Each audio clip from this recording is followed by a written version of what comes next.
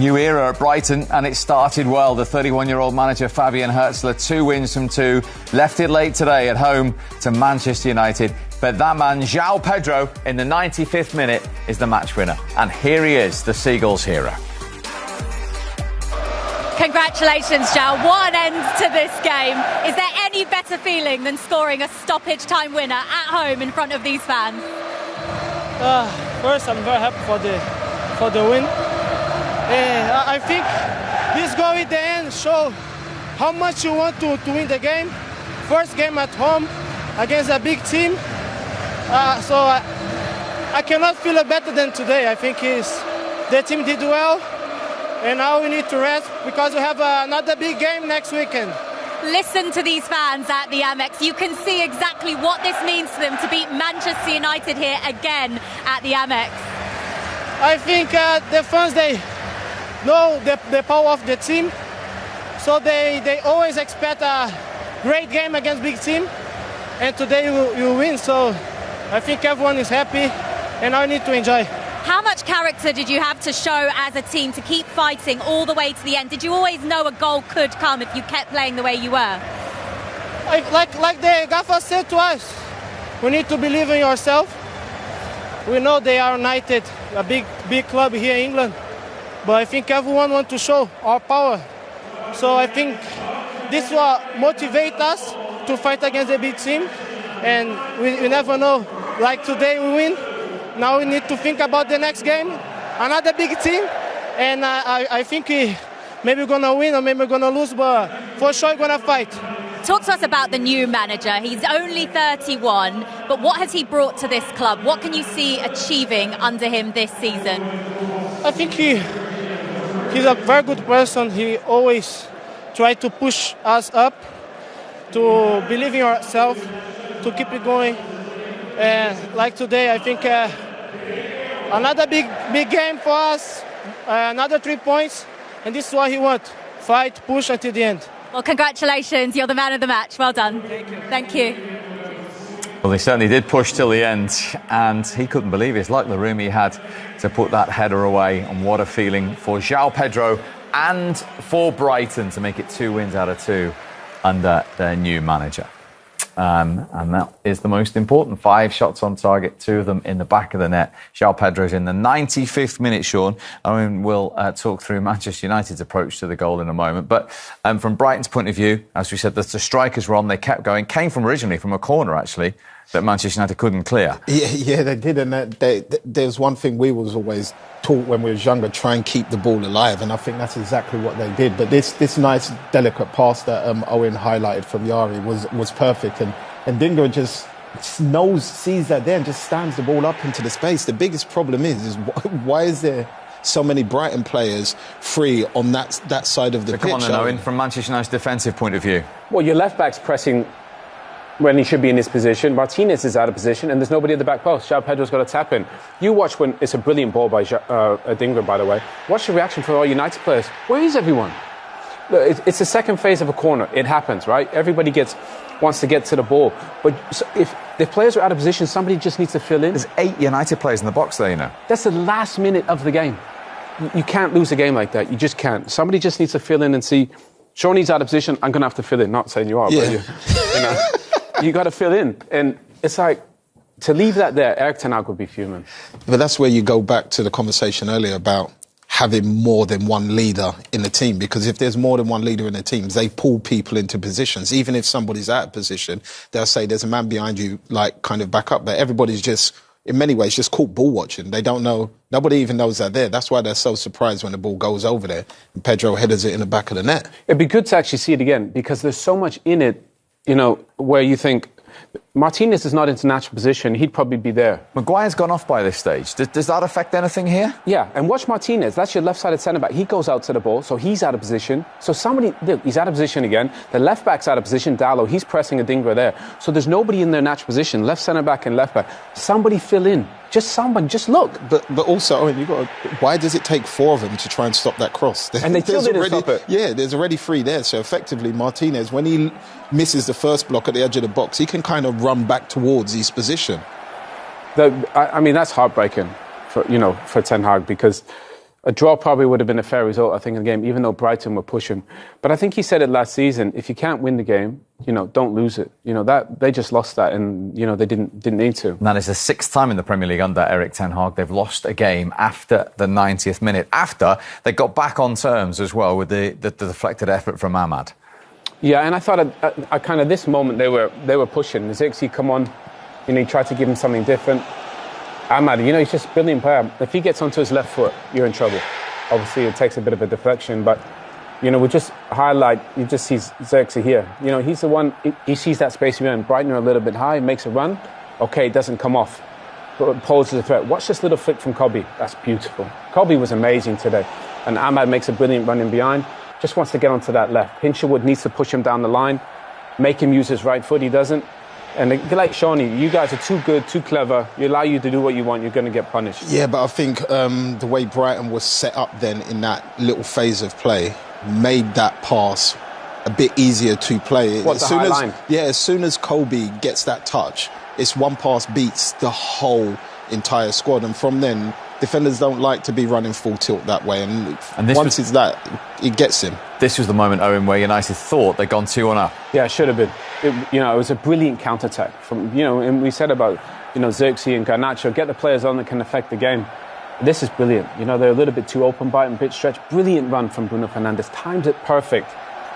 Zirkzee misses it there, but because I said before, because he slides, he's offside and it just comes off him as a ricochet, and that's why he's offside. So unlucky. But obviously it was offside because he was. That's why ten Hag was saying how. Yeah, but it looks like he actually means, when he gets up, he kind of looks like he moves his knee towards the ball. It doesn't look like he just gets up. It looks like he's actually trying to. But if he was on his feet, he could get out of the way. But because I think when you're sliding, I don't think you can get out of the way, can you? Yeah, but I mean, like when we both said, when he slides for that first cross, the ball's already past him. So effectively, effectively, he doesn't really need to go to ground, I would have thought there. And of course, it was a familiar name that put Brighton in front in the first half. His 100th career goal against the one where he scored his very first one, Danny Welbeck, who you played with. Yeah, everybody loves Danny Welbeck. He's the nicest. I would say a kid, but he's not a kid anymore. He's in his 30s, but this could have been avoided as well. Yeah, defensively, I think again it goes back to the second goal. No pressure, Dalot, Mazraoui there. No pressure on the ball. Look at this from Dalot. Get out to him. Get out to João Pedro. There's no pressure on the ball. Harry Maguire lets it go when he shouldn't. And again here, Mazraoui, who I thought played well, he's got to get pressure on the ball. And Harry Maguire just leaves that space, and it's a brilliant ball, isn't it? Behind his back. It's a great ball, and it's great positioning from, I think, Welbeck. But at the same time, again, why isn't Martinez kind of pushed over? I feel like their two centre-backs need to be a little bit closer. If Maguire goes, he should kind of trail, but he gets stuck behind Dalot and he doesn't recover after that. And Welbeck sees that. So that's his 100th career goal. This is his first for Manchester United back in 2008 against Stoke. How about that for a goal? Never knew Danny had the big ping, but brilliant. Look how young he looks there. Yeah. Everybody at Man United. You were at the club then, weren't you? Yeah. Everybody at Man United loved him. Honestly, it's a shame that he actually left because he wasn't playing enough, but he would have been an amazing squad player, and he's still producing the goods now. The only thing with Danny was fitness, but I think he seems to have sorted that out, and brilliant to see him doing so well. And what a start for Fabian Herzler at the age of 31 in the Premier League. Yeah, you couldn't have asked for a better start. You go to Goodison Park, which any team seems to struggle at Goodison Park for whatever reason. They pick up a result there. They play against the Man United team at home. They pick up a result there. I think it's put them in the right place to pick up that momentum and pick up as many points as early as possible early in the season. Have you seen in the two Manchester United games so far this season much difference to last season? No, I haven't, no. But maybe that will come. But I haven't seen it. I think Man United's biggest issue last season was goal scoring. That still looks like be a bit of an issue. Marcus isn't firing. Ahmad's got some moments, but still he's a really young player. Striker position, obviously Højlund is out. Zirkzee,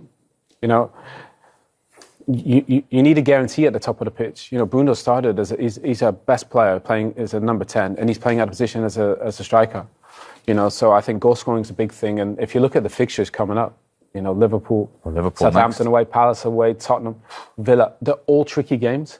You know, so the Fulham game, you know, that could have been a draw as well. So they need to find something really quickly. Do you think they create enough chances, though? I don't feel like, watching that game, I don't feel like from the wingers, they do enough to put enough chances in front of Xerxes or whoever may be that leading striker. But again, it probably goes back to the striker. You know, if Bruno can play as a 10, he'll create, won't he? Yeah. So obviously Marcus needs to do a little bit more. Ahmad needs to do a bit more. But if Bruno's playing up there, then, you know, there needs to be a striker in there first. I just feel like they don't, when they do get in those attacking thirds, they don't put enough people in the box. I think if you look at the chance that he had, I think when he goes to cross the ball in the first, I think it was Colby, there was nobody inside the 6-yard box. And then if you look at Brighton, even if they do get caught going the other way, they still have 3 or 4 options in and around that area for someone to be able to pick out a pass. Yeah. OK, let's get some Manchester United player reaction. Here's the goalkeeper, André Onana. André, so close to coming away with a point here at the Amex. How tough is it to lose a game like that? Well, it's difficult for us to accept now because we had a good game. We had more possession. I think we had more chances than them.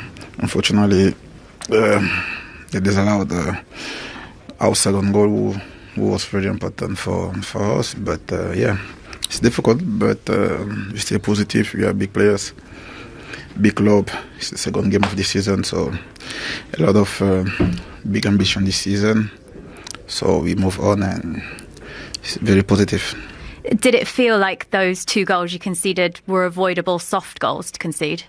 Yeah, of course, maybe, but you know, it's part of the game. It's football. Sometimes we make mistakes, and we came here to win. Unfortunately, we didn't win, but I will not talk about the mistakes because we win together, we lose together. So move on. Big game coming next week. We have to get ready and win next week. You mentioned the positive start that you made. It did feel like it was a clean slate to start this season. So how much of a dent can a result like this make on the team?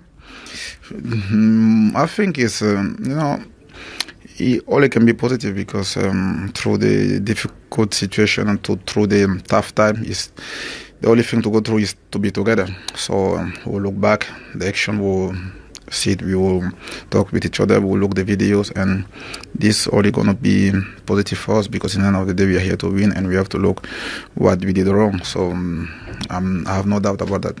You mentioned already, big club, big ambition this season. What is the ambition? To win everything. And to win everything. That's why we are here for. When you wear this shirt, it's one of the biggest clubs in the world, so you have to go for every trophy you face. There's lots of new faces in the squad this season too, particularly defensively. How well do you feel like you're all gelling? Well, for me it's good to have a lot of options. At the end of the day, we are man U players, so we have to adapt with each player. No? In the end, we have to be available for the mister and he make the decision. We appreciate your time. Thank you. You're welcome. Yes, they lost 14 league games last season. And remember, they finished 8th. That's a minor setback already early into this one. Yeah, huge setback. I think everybody, all United fans, probably thought it was going to be a different season. This season had some, you know, good additions. I think Mazraoui, again, he played quite well today. But they feel like there's still a big gap between the top teams in the division. It feels that way, and it looks that way after Fulham and today against Brighton. OK, so late defeat for the red side of Manchester. Next, we focus on the blue, the home of the champions, where Ipswich Town are the visitors.